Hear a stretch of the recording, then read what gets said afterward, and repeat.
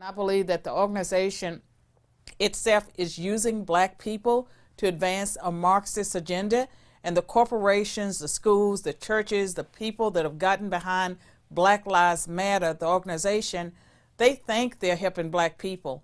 They think they're showing support for black people, but actually it's the opposite.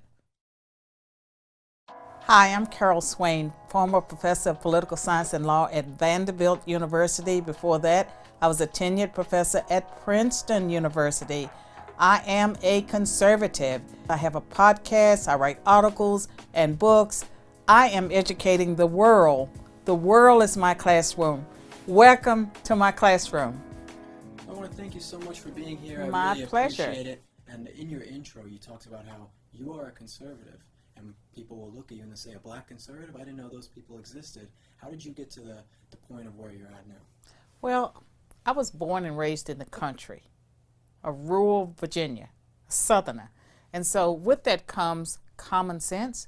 Now, common sense is in short supply these days. So I had common sense. And so even when I was a Democrat and I was not a conservative, I was not necessarily seeing the world as everyone else did. And so I can always say that my perspective on the world was different. I think that helped explain that I did have success in academia during the years that I was a Democrat. But after I had a Christian conversion experience and I became more conservative, then the world changed for me. It's kind of the common sense values. I totally agree with that, because I went through college and I thought I was a liberal or more of a leftist type of person. But then I realized that the common sense values that I had actually lined up with conservatism.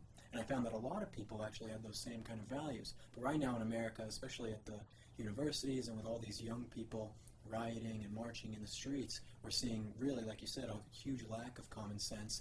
What do you think is the biggest problem facing these communities right now? One of the biggest problems is that young people who are being educated at our colleges, universities, middle schools, that they're not being taught critical thinking skills, and that it's so much indoctrination. And so they're out there, bless their hearts, they're trying to change the world.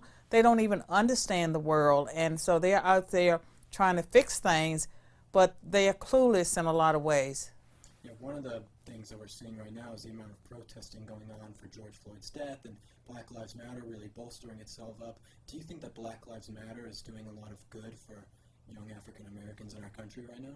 Okay, in 2016, I gave a CNN interview. I was debating an attorney in LA named Areva Martin. And at that time, the 5 police officers in Dallas had been slain. And I pointed out, because I'd gone to the Black Lives Matter website, that they were Marxists. It looked like, that the planks came from the Communist Manifesto. They were talking about overthrowing the state. And at that time, I said that Black Lives Matter was a destructive force in our society, and it was a problem. And I caught a lot of grief for saying that. Now the founders of Black Lives Matter, they've come out. They've come out as Marxists. And what I see is people not being able to discern between the statement, Black Lives Matter, in the same way that all lives matter. They can't distinguish between the slogan that's a truth statement and the organization that's Marxist. And I believe that the organization itself is using black people to advance a Marxist agenda, and the corporations, the schools, the churches, the people that have gotten behind Black Lives Matter, the organization, they think they're helping black people. They think they're showing support for black people, but actually it's the opposite.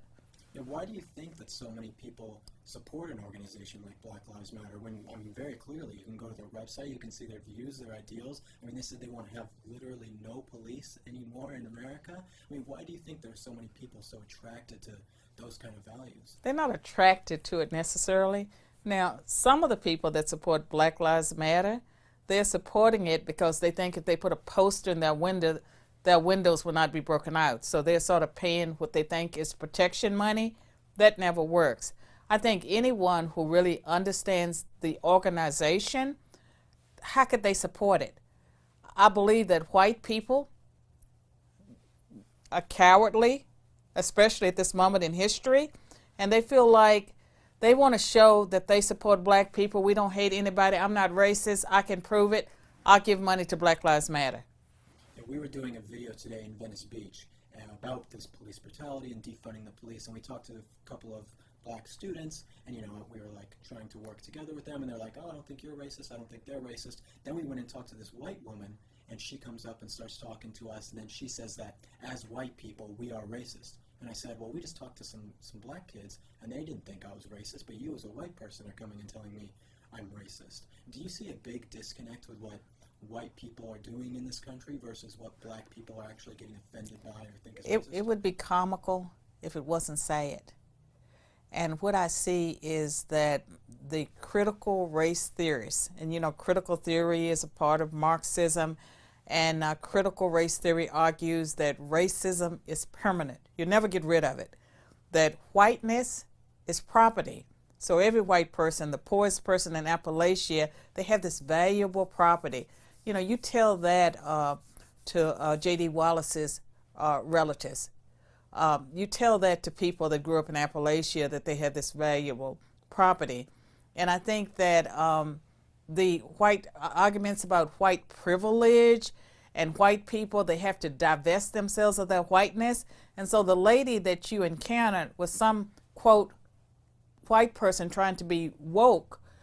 She thinks that by saying that to you, that she has divested herself of her whiteness, which she doesn't realize that the way things are going with race and the way the attacks are taking place, a lot of black on white attacks. It seems to me that there are fewer white on black attacks, but that may change. She thinks that will buy her protection. It will not buy her protection. But they're trying to get protection, and they're trying to feel good about themselves. And some of them, are affluent. And, that's not necessarily privilege. That means that you had parents sometimes that made good decisions. There are people that have black privilege. I know plenty of blacks that grew up in affluent homes. They've never, lived in ghettos. They've always been surrounded by middle-class relatives. That's black privilege. I know some whites that have never had anything. Their mothers or fathers work at Waffle House. And so it's a lot of nonsense. But I think one thing that white people have learned is to be silent. That's definitely true. And what do you think is the solution for fixing what's going on in this country with, race tensions are, I really think, higher than ever. How do you see we fix these kind of things? Well, back in 2002, I published a book called The New White Nationalism in America, Its Challenge to Integration. And at the time, I was a Democrat, but I was concerned about hate crimes that were taking place at that point in history. I commissioned interviews of leaders of white rights, white nationalist organizations, going from least extreme to most extreme. And what I saw were that there were certain conditions and issues that I felt were creating a devil's brew for racial unrest. I believe that some of what's taking place today, it's the fruits of identity politics and multiculturalism, because multiculturalism, as you know, argues that every group needs to identify and celebrate their unique history. What was pointed out by some of the white nationalists is that every group except whites, they felt that the Civil Rights Act of 1964, that the Equal Protection Clause of the Constitution, that white people were not being protected. And I felt like the way out for America was we needed to move away from identity politics towards the American national identity. And we're in this together. We'll stand and fall together. And right now, there are some legitimate issues that need to be addressed. And even within the black community, black crime, the abortion rate, the racial preferences that have, in some cases, placed people where they shouldn't be. And so you have a lot of college students not going to class. They're easily offended. They want to resegregate. Some of those students are in colleges and universities where they do feel marginalized. They are frustrated. They can't do the work. And I think it's easier to protest. And to them, it's systemic racism. And I would say the systemic racism, I was born in 1954. That was the year of the Brown versus Board of Education case. There was segregated schools then. That was systemic racism. In 1964, we passed the Civil Rights Act that opened up accommodations, ended all kinds of discrimination in employment, accommodations. It opened up all It opened up many opportunities for blacks. 1965, the Voting Rights Act was passed. 1968, the Fair Housing Act passed. We had moved towards a colorblind society, but immediately, and this came from white elites, we got race-based affirmative action, and at that same time, women were added too. So we got affirmative action. It included women from the very beginning. By 1971, there were 5 groups that were added to affirmative action. And so it was never really exclusively about blacks, but there were people that clearly benefited, and the more middle class you were, the more you benefited as a minority. And when I look at America, I see for more than 60 years, people have been aggressively trying to erase the past and present effects of discrimination. Slavery, Jim Crow racism, acts of the federal government that were discriminatory. People have worked, trillions of dollars have been spent, and yet we hear that racism is worse than it's ever been. I think that the system works towards racial and ethnic minorities, and the things that we're focused on now that has to do with police brutality, that blacks and people of color do have a lot of interactions with police, millions of interactions. We hear about these cases where things go wrong, but the black crime rate is problematic. Blacks are 13% of the population, committing over 51% of the violent crimes. A lot of it is black on black crime. It's problematic that Black Lives Matter, they focus on whenever a white police officer kills a black person, but not on the black on black crime or the fact that black women, 13% of the population, are getting 37% of the abortions, and that's being pushed by the Democratic Party. So there's something very, very broken. There's something wrong. There's plenty to be addressed. Yeah, those same black kids who I was talking to at the beach and asked them these questions, I asked them, I said, how many unarmed black men do you think were killed by police last year? And one of the kids said, 1,500. Gracious. And I said, is police brutality the biggest issue facing the black community? He said, oh, of course. And then I said, well, what if I told you that it was only 9 unarmed black men that were killed by police? And he's like, what? No way. That can't be true. It's just, they're so misinformed. And far many whites were killed, and a black person, I believe I saw data, they're more likely to be killed by a black police officer, that the white police officers are less likely to fire. And I've had a concern about people resisting arrest, because in a lot of the cases that I'm familiar with, not all, but in many of those cases, it involves someone resisting arrest. That will never end out well for anyone that's resisting arrest. And I think that we're reaching a point, like with this movement, they want it so that unless a person voluntarily says, yes, Mr. Policeman, I'll get in the back of your car and I'll ride downtown, the police officer will not be able to use any kind of force to get anyone into the car. Policing collapses at that point. Yeah. And then they keep pushing those issues, and I don't know if you saw this, but San Bernardino County, they labeled racism as a public health issue. Is that not just the most ridiculous thing you've It is. Racism is a public health issue, but it doesn't run in the way they think it is. It's the white liberal racism that's killing black people. They're killing black people. They're killing black youth. When they tell black youth that police officers are going to shoot them, and they can resist the authority, and they need to be suspicious of authority, they're ruining people's lives. And that disrespect of authority starts in the classroom. And so you have schools, public schools, taken over. Nothing can be done because they're practicing restorative justice. And the restorative justice keeps criminals in the classroom. Teachers leave, and kids that are afraid of the criminals, they drop out of school. And it's the exact same thing with not even just the police, but the interaction between white people and black people. I went to a high school, middle school that was very diverse, with lots of black kids, Mexican kids, white kids, and I never really had a problem or run-in with racism. But now these people are coming in and saying, oh, America's so racist. What is that telling these young black students? They're telling them that white people have a problem with them, and that, black people should be scared of the white people. They're putting racism there where it wasn't before. I know, and most people that I know, like blacks and whites, we work together.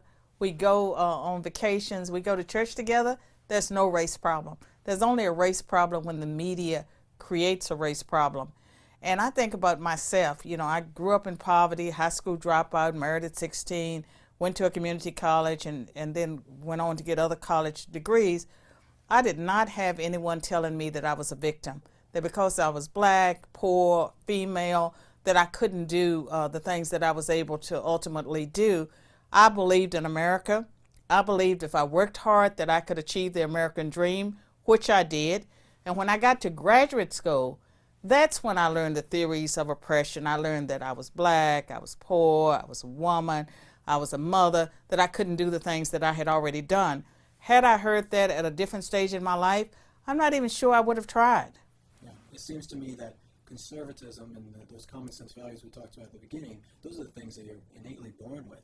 And then leftism has to be taught to you by someone, usually at a university. And it's so sad, too, because the people that are teaching that, is it okay to say BS on this show? You can say whatever you want. The people that are teaching, that BS are people that they're clueless. They don't know what they're talking about. And a lot of times it is young white people with guilt because they had two parents. Oh, that's the most horrible thing to have two parents, right?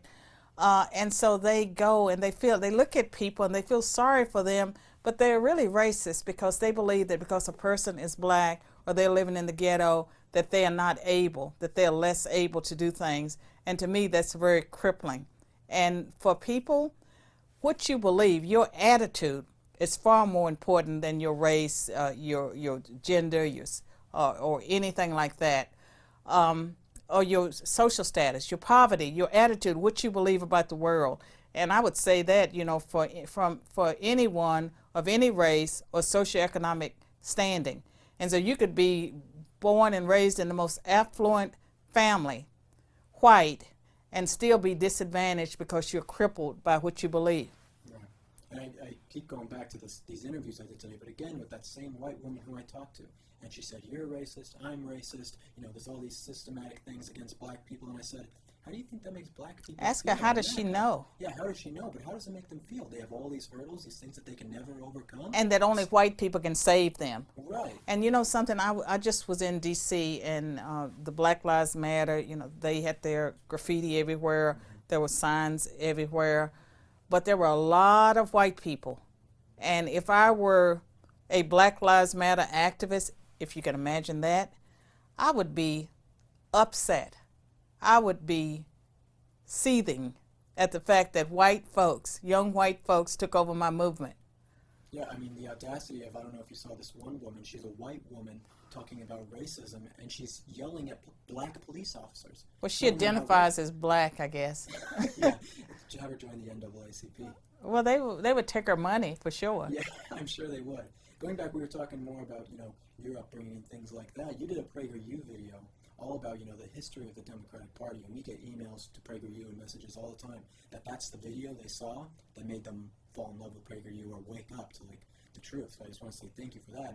And for the people who haven't seen that video, what is the main message of what really is the history of the Democratic Party? Well, the history of the Democratic Party is it was the party of slavery. It was the party of the KKK, the Jim Crow racism. It was the party that maintained the lynching. And when the Civil Rights Act of 1964 passed, more Republicans than Democrats voted for it. And so it has been the party of segregation. And it only made the apparent switch when blacks got the right to vote. And so they brought some into the system. But they have really maintained a system. Think about their embrace of Margaret Sanger and abortion, where you have 80% of the abortion clinics in black neighborhoods, and they don't have the interests of black people. And people always say the number one argument on that video is always that the party switched and now Republicans are the They have to racist. believe that, and I can tell you, I was born and raised in Virginia, and Virginia was the state that had massive resistance to integration. In fact, even though I was born in 1954 and started school in 1960, it was 1968 before we integrated in Virginia. Prince Edward County, Virginia, closed down their school system rather than to integrate. And the Byrd machine, that was a political machine, they fought integration. And in 1969, the state elected its first Republican governor, Linwood Holton. And the first thing that Linwood Holton did after he was inaugurated was take his small children by the hand, walk them to a public school in Richmond that was predominantly black, and enroll his two children. And he was the one that started appointing blacks in Virginia. And so Virginia, they have a governor now, Northam. He's the guy that appeared in blackface. You know, there's pictures of him appearing in blackface. But the Democratic Party has not changed a whole lot. And I'm a Virginian, I love my state, but at the same time, my state has not been very good when it comes to race. And for the most part, they've elected Democrats. In stark contrast to that, though, you talked about the Republican Party as well, being basically the anti-slavery party started. Yes, but the video that I really want people to watch, and that does not have as many views as my PragerU videos on the Republican Party, the Democratic Party, and the Big Switch, is the one about the 3/5 clause. And I don't know if you were taught this in school, but you hear well-educated people saying that at the time the Constitution was ratified, blacks were considered 3/5 a person, 3/5 a man. That is not true. Have you heard that? I have, yes. You knew better, right?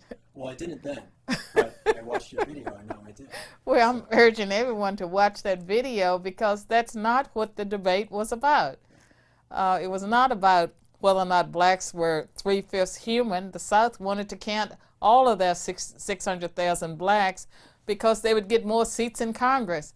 And so it was really the anti-slavery North that wanted the 3/5 clause. They wanted it because they did not want the South to get all those extra representatives in Congress.